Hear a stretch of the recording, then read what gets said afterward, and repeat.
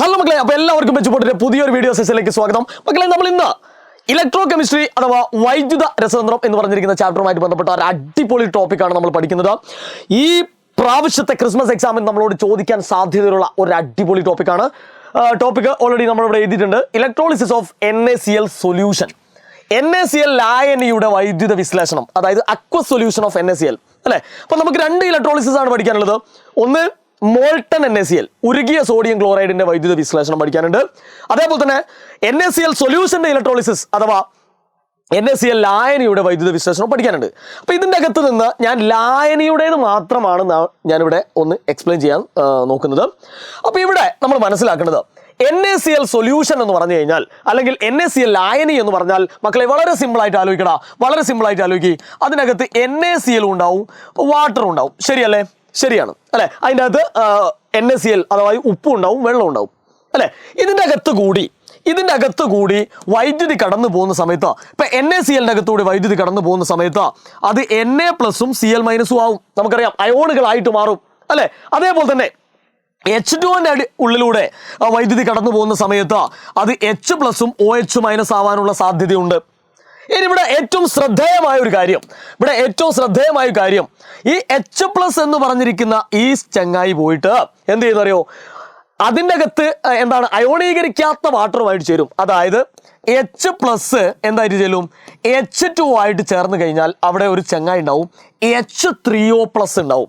ഇതിനെയാണ് നമ്മൾ hydronium ions എന്ന് പറയുന്നത്. ഒന്നുകൂടി മനസ്സിലാക്കി തരാം. NaClഉം വാട്ടറും, NaCl അയോണീകരിച്ചാൽ Na+ഉം Cl- ഉണ്ടാവും. H2O അയോണൈസ് ചെയ്ത് കഴിഞ്ഞാൽ H+ഉം OH- ഉണ്ടാവും.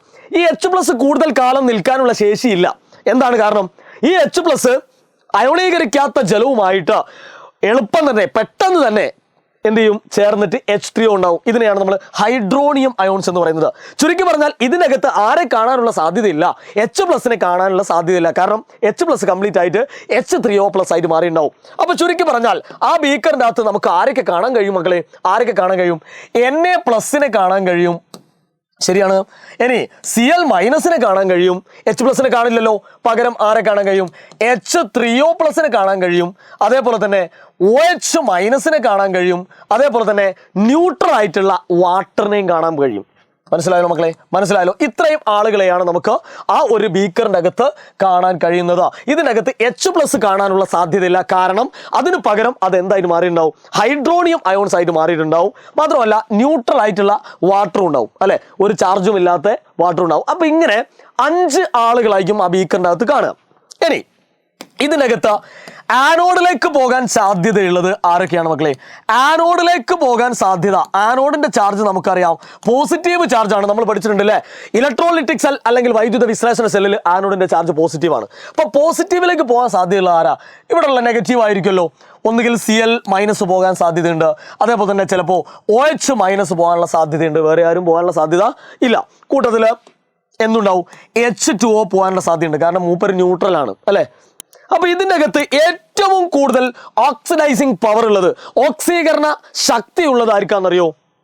നമ്മളെ ക്ലോറിൻ ആണ്.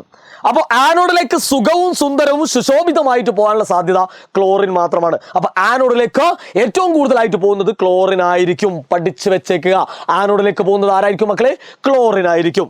ഇനി കാഥോഡിലേക്ക് പോകാൻ സാധ്യതയുള്ളത് ആരാണ് മക്കളെ? കാഥോഡ് അല്ലെ. കാഥോഡിലേക്ക് പോകാൻ സാധ്യതയുള്ള, നമുക്കറിയാം കാഥോഡിന് നെഗറ്റീവ് ചാർജാണ്. അപ്പം നെഗറ്റീവ് ചാർജുള്ള കാഥോഡിലേക്ക് പോകാൻ സാധ്യതയുള്ളത് പോസിറ്റീവ് ആയിട്ടുള്ള ആളുകളായിരിക്കും. ഇവിടെ പോസിറ്റീവ് ആരൊക്കെയാ?